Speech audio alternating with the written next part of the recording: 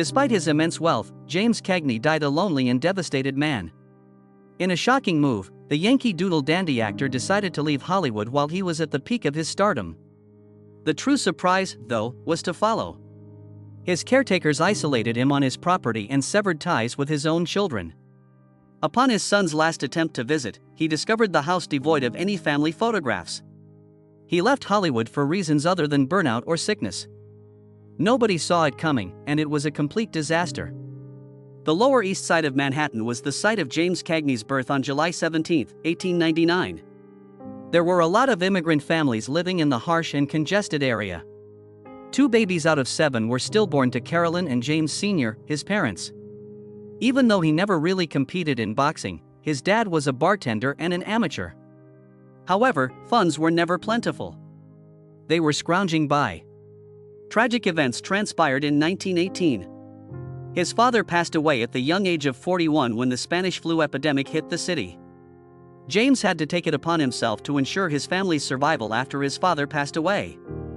Whenever he could find work, he did it. He was a junior architect in addition to his bellhop, janitor, and New York Sun copy boy jobs. He did night shifts as a doorman. He sent his mother every penny he made. Despite being overwhelmed, he maintained his concentration on his studies. He went on to Columbia University after receiving an honors diploma from Stuyvesant High School in 1917. He had intended to major in art and German, but he had to abandon his plans when his funds dried up. Living has never been easy. His health was worse when he was a kid, for which he thereafter ascribed a lack of nutrients. The thing is, his mom never stopped encouraging him. He inherited his mother's work ethic and dedication to study. He completed his secondary education in 1918 at New York City's Stuyvesant High School. Subsequently, he registered for painting classes at Columbia College. He enlisted in the Student Army Training Corps and took German classes as well. Unfortunately, he didn't stay long. After his father died in the 1918 flu epidemic, Cagney decided to leave school after only 1 semester so he could help maintain his family. He accepted whatever employment offer he received. He was a night doorkeeper, a draftsman, a junior architect, a copyboy for the New York Sun, a curator of books at the New York Public Library, and a bellhop. His family received every cent he earned. He encountered Florence James while employed with the library. Unbeknownst to him at the time, she was instrumental in introducing him to the acting industry. Hard labor was important to Cagney. In later remarks, he expressed his sympathies for children who were fortunate, stating that they will inevitably face hardship in life.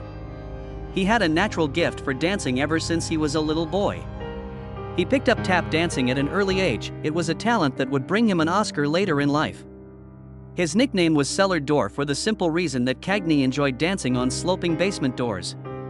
He was also physically capable of fighting. He spent his childhood looking out for his older brother Harry while he pursued a career in medicine. Cagney went so far as to participate as an amateur boxer, coming close to winning the lightweight title in New York State. His mom was against his turning professional, even though his coaches were pushing for it. He shifted his focus to baseball instead. He aspired to play in the main leagues and played semi-professionally. He was completely lucky when he initially became involved with cinema.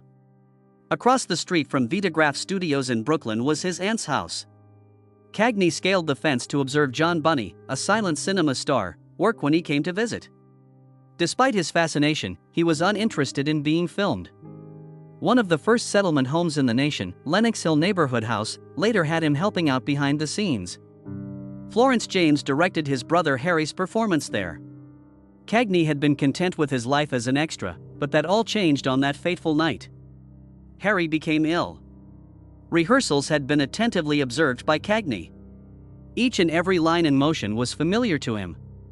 Even though he hadn't had much time to practice, he stepped in for his brother and gave an outstanding performance. To pull it off, he relied on his photographic recall.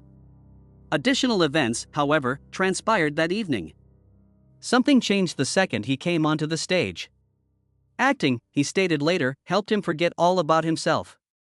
It went beyond rote memorization of lines. It centered on changing one's identity. An idea that will influence his life's trajectory was born that night. Beginning with tiny parts in local plays, he gradually worked his way up. acting boosted his self-assurance. However, he remained uncertain about its potential as a profession. Later that year, though, he got his first professional stage gig, and everything changed. Every Sailor was a wartime revue in which he was cast as a chorus line member masquerading as a woman. Despite his lack of dancing expertise, he was familiar with the Peabody, a complex step. The producers picked him because of how precisely he did it during the tryouts. His weekly salary of $35 felt like a fortune when he got it.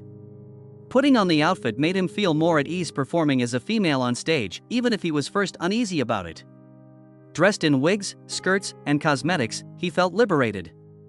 In retrospect, he admitted that he lost his identity as Jim Cagney the moment he entered character. It was disapproved of by his mother. For her part, she hoped he'd have a more secure career, so he took a temporary job as a runner for a brokerage business in order to win her heart. However, the stage insisted on beckoning him back. In 1920, he swiftly came back and landed a role in Pitter Patter. He was now earning $55 weekly. His mother received $40 of it, which he paid back to her. In more ways than one, that program altered his life. The man he would marry, Francis Willard Billy Vernon, met his future bride, a chorus girl, there. For the following 10 years, Cagney was constantly performing in vaudeville and on Broadway. Since funds were limited, he had to pitch in behind the scenes with everything from lugging bags to assisting with costumes. In order to remain in the industry, he did whatever was necessary. The year 1929 was his breakthrough. Al Jolson saw him when he got a part in the Broadway show Penny Arcade. Something about Cagney stood out to Jolson. He acquired the film rights and persuaded Warner Brothers to retain Joan Blondell and Jimmy Cagney for the film version. It was with the 1930 picture Sinner's Holiday that James Cagney began his career in Hollywood. His meteoric rise from struggling theater performer to one of Hollywood's brightest young stars happened in the space of a few short years. He was given $400 a week for 3 weeks by Warner Brothers, which was a good amount at the time but not much by Hollywood standards. Cagney stood out, though, from the moment filming started. His unfiltered enthusiasm was contagious, and the recording studio sensed they were onto something. His deal was renewed even before filming had wrapped. Both his skill and his obstinacy were readily apparent. During filming, he flat out refused to say a line that he felt was insincere. It makes no difference to him what you say. That's not what he told the director. Warner Brothers chose not to penalize him for that type of disobedience, even though it may have prematurely terminated his career. They instead gave him a 7-year deal. His 1931 crime drama role in The Doorway to Hell was a major break for him. However, his breakout part came in his subsequent film. His original role in The Public Enemy, 1931, was that of Matt Doyle, the sidekick of star actor Edward Woods' Tom Powers. However, director William Wellman anticipated the audience's realization early on in the production process. You couldn't help but notice Cagney. Cagney was cast as the lead when the studio reversed roles. The way he portrayed Tom Powers was completely new to the viewers. During Prohibition, the film followed Powers as he went from minor criminality to full-scale bootlegging, illustrating the emergence of organized crime. Cagney portrayed him with an irresistible blend of charisma and menacing seriousness. Much was made of a single scene. While having breakfast with May Clark, Powers famously smashes a grapefruit into her face. Because it seemed so unimportant, the moment was surprising. No, it was more than that. In a single swift motion, it was dominance, hubris, and brutality. The concept was born out of director William Wellman's disagreements with his wife. Since Clark was not forewarned, her reaction was entirely justified. With a budget of $151,000, the picture managed to earn nearly $1 million at the box office. Rather successful back then. For his part, critics lauded Cagney. A brutal and heartless assessment of a petty murderer's viciousness was described by the New York Herald Tribune. What the film did alter, though, was impact Hollywood. It reimagined gangster films by presenting offenders as multifaceted, menacing characters. The portrayal of criminality by Cagney added realism to an era when real-life gangsters like Al Capone were all over the news. Even though he became famous, he had a problem. He had become Hollywood's greatest gangster, and Warner Brothers intended to include him in crime flicks going forward. He fit the mold. Playing the same parts over and again would stifle his career, he knew it. Therefore, he advocated for a wide range of personalities. He proved he could do more than only portray bad men in the 1933 musical comedy Footlight Parade. He portrayed Chester Kent, a producer who was under a lot of pressure to write complex musical numbers. Surprised were the audiences who had previously only seen him in his criminal role. He had dancing moves. His comic timing was impeccable. His tap dance performances were the film's standout moments. Busby Berkeley's original dance and Cagney's electrifying performance made the complex musical numbers, particularly Bio Waterfall, memorable. However, in 1942, with Yankee Doodle Dandy, he presented typecasting with its greatest challenge. Famous for patriotic songs like Over There and Give My Regards to Broadway, he portrayed the iconic Broadway actor George M. Cohan. He really shed his typical tough guy persona for this part. Thanks to Cagney's magnetic performance, the picture became Warner Brothers' most profitable picture of all time. The one and only Oscar he has won was for Best Actor.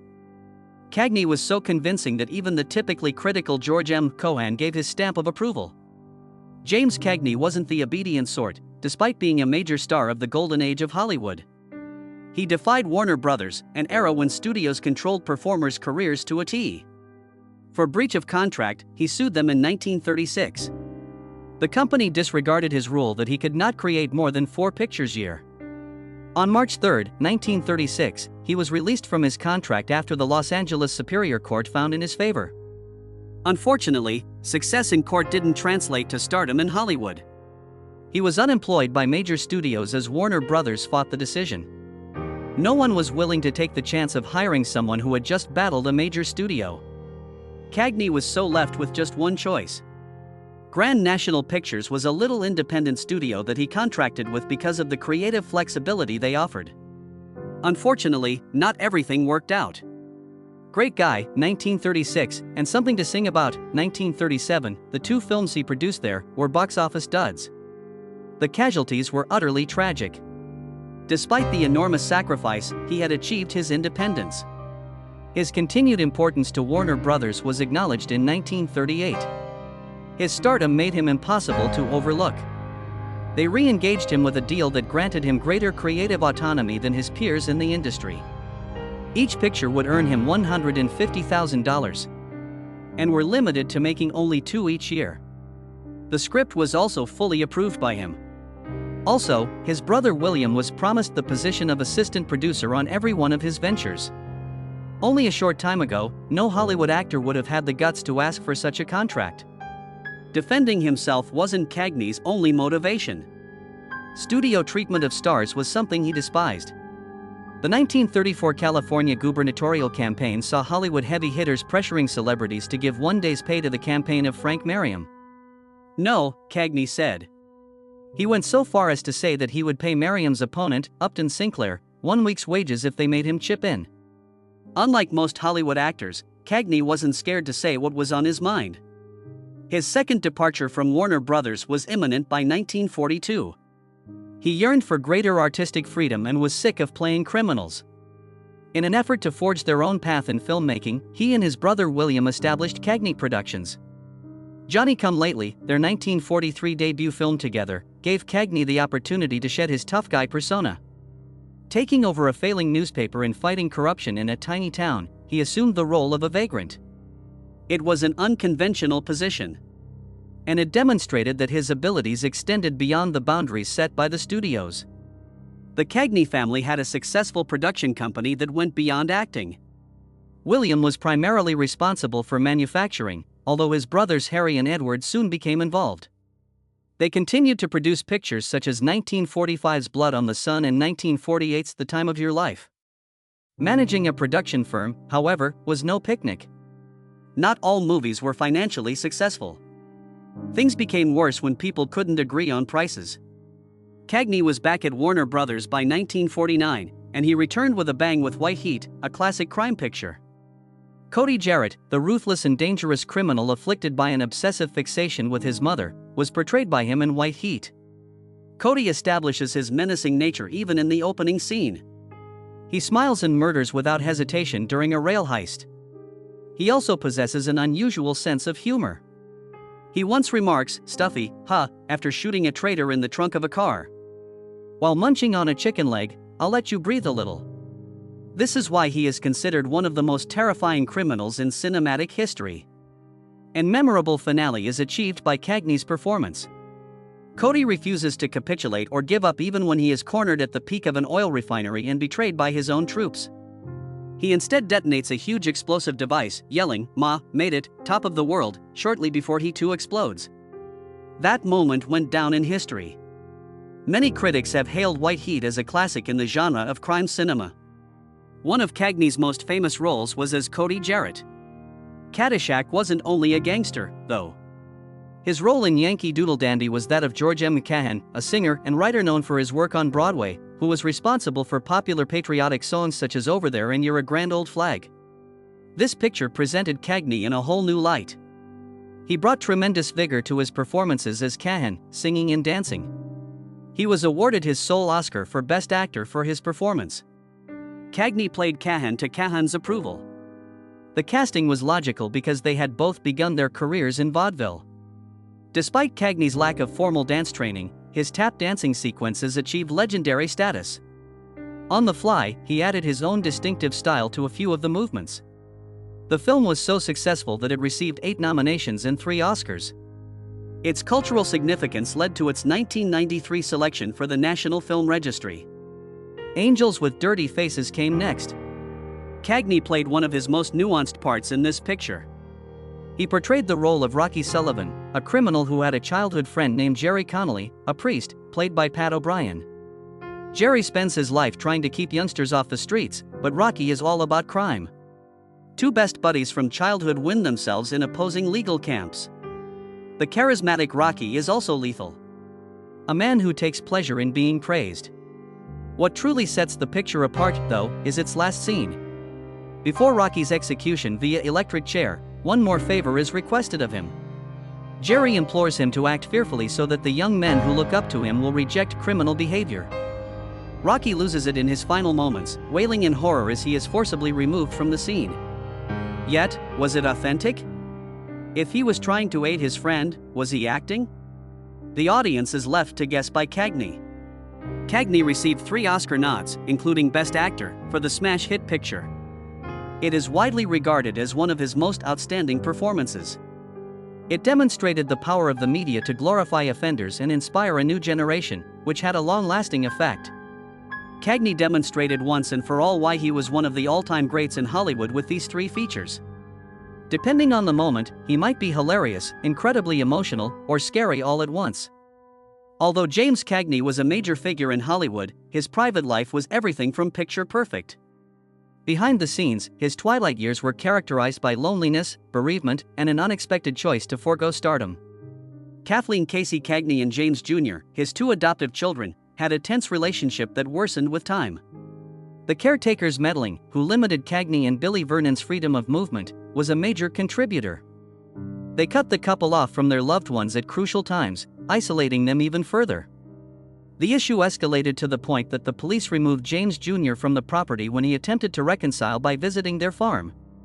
At that time, the possibility of mending the broken relationship vanished.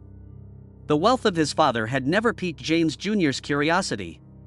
Refusing Cagney's financial assistance, he enlisted in the Marines and then owned a petrol station in Maine. His father's attention was what he truly desired, yet they became increasingly distant. James Jr. passed away from a heart attack in 1984 when he was 42 years old. 2 years down the road, his dad went gone. Even though Casey loved horses as much as her father did, she had a tough time staying healthy for a long time. She died in 2004 at the age of 64. Nothing about their upbringing had been typical. Billy Vernon maintained their living quarters apart at his house in Martha's Vineyard and Beverly Hills. A lasting mental and physical separation resulted from this. The house had already been stripped of its furnishings and personal effects when James Jr. paid a last visit to the farm. As if his family's past had been wiped clean, he sobbed uncontrollably. Despite his reputation for toughness, Cagney's private life was a misery pit. There was little fanfare when he left Hollywood in 1961. After finishing Billy Wilder's Cold War comedy 1, 2, 3, he just walked away. He reached his breaking point during the production of that picture. Exhaustion set in when I played the role of C.R. McNamara, the fast-talking Coca-Cola executive. Things were already challenging because to Wilder's perfectionist streak, certain sequences required more than 50 takes. Cagney and his co-star Horst Buchholz had an argument because Buchholz was accused by Cagney of attempting to steal scenes. Unlike much of his career, he openly despised another performer throughout this. Even more crucial was one occurrence that occurred while shooting. The Dachau concentration camp was one of Cagney's stops in Germany. He was deeply shaken by the incident. It rendered Hollywood irrelevant. Although acting was once his life's work, he now saw it as a necessary evil. He was a veteran of the industry, having appeared in over 60 films throughout his 40-year career. He was prepared to abandon it all at this point. No major announcement or news conference was placed. He just turned and left. He declined many reprise offers over the years, including one for The Godfather Part 2. He had lost interest in Hollywood. He faded from public view for 20 years, reappearing briefly in 1981 for Ragtime. However, that was far from the norm. He had made up his mind to retire. On an 800-acre estate in Dutchess County, New York, Cagney discovered tranquility rather than the flash and splendor. He insisted acting was never his initial career goal. He secretly wished for a peaceful existence in the countryside. And it was his precise course of action. He would spend his days playing tennis, sketching, and composing poems with Billy at his side. He continued to be active even into his twilight years, relishing in a life away from the limelight. He remained out of the public eye for the most part, returning only for monumental events. Although he never reflected on his work, he did so in 1974 when he received the Life Achievement Award from the American Film Institute. The farm, not Hollywood, was where his heart truly resided. No one saw James Cagney's 1981 comeback in Ragtime coming. After 20 years in retirement, he returned to the spotlight at the age of 81. He played Rhinelander Waldo, the police commissioner, when director Milos Forman persuaded him to do so. Making that choice wasn't simple. On top of dealing with sciatica, Cagney had been debilitated by a stroke. This rendered movement excruciating, yet he eagerly embraced the test. The novel by E.L. Doctorow, Ragtime, takes place in early 20th century America, and the film is based on it. Though his part was minor, it was crucial, and Cagney played it well. Because of his immense admiration, Forman allowed him to pick his own role. Cagney selected the police commissioner because the role fit his inherent commanding presence. Despite his health issues, he remained on site even after recording his scenes, and the production lasted 9 weeks. Howard Rollins Jr. was among the younger performers he counseled, as he had a question about playing a death scene. Death was Cagney's simple solution. The feeling of witnessing his on-screen return after 20 years was one of historical significance. The film Ragtime was more than that. It proved that Cagney's influence was still felt. A mashup of old and new Hollywood was also present in the film. Samuel L. Jackson, Elizabeth McGovern, and him were among the up-and-coming actors he appeared alongside. Viewers were reminded of the reasons he had previously been a major Hollywood star. Terrible Joe Moran, a TV drama that mirrored his life in many respects, was his last appearance 3 years later, in 1984. He portrayed a wheelchair-bound former world champion ex-boxer. At that point, Cagney's speech was slurred due to his repeated strokes. A controversial choice was made by the production crew to use impressionist Rich Little to dub much of his lines. In order to showcase Moran during his peak, the film included footage from Winner Take All, 1932. There was a dramatic difference between being young and elderly. Just to keep track of how much time had gone by. The screenplay has been revised to accommodate Cagney's health status. The film made a big deal out of his character's wheelchair dependency rather than trying to gloss over his difficulties. His acting was really affecting. Despite all, Terrible Joe Moran was able to add one more accolade to his extensive resume in 1984 when he won an Emmy for his work in the show. Years before, Cagney's influence on Hollywood had been acknowledged. He was one of 2 individuals to ever win the Life Achievement Award from the American Film Institute, the other was in 1974. On March 31st, at a ceremony that was broadcast live on television, Frank Sinatra presented the award. Tributes to his remarkable career were many throughout the evening. Charlton Heston recounted how a previous evaluation had written off Cagney as being unsuited for the big time. The irony was with them. He had already been in a number of landmark films by that point. The 1980 Kennedy Center honors were just another recognition of his enduring impact. When it came to portraying nuanced, challenging characters, Cagney was a game-changer. Famous actors like Robert De Niro and Humphrey Bogart owe him a debt of gratitude. Being a starring guy wasn't all he was. A whole new wave of artists owed their careers to him. His health deteriorated in his latter years, even though he was the center of global attention. Further issues ensued once he was diagnosed with diabetes. He was wheelchair-bound and largely crippled by the late 1970s due to a series of strokes. Each motion was excruciating for him due to his sciatica.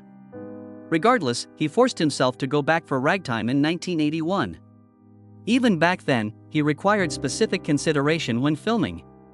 The early 1980s were a bad time for him medically. Heart difficulties and lung congestion landed him in the hospital more than once. After relapsing in 1984 from his rigorous salt-free diet, he was readmitted once again. Unfortunately, his diseases made it difficult for his caretakers to do their best. Two of his life's biggest loves, horseback riding and painting, were no longer enjoyable for him at this point. The universe shrank around him.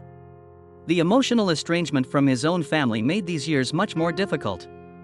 As they pretend to be protecting him, Cagney's caregivers gradually cut off communication with his adoptive children, James Jr. and Kathleen. Upon a visit to the Cagney estate, Verney Farm, his son discovered that several family possessions had been stolen. It was an agonizing time.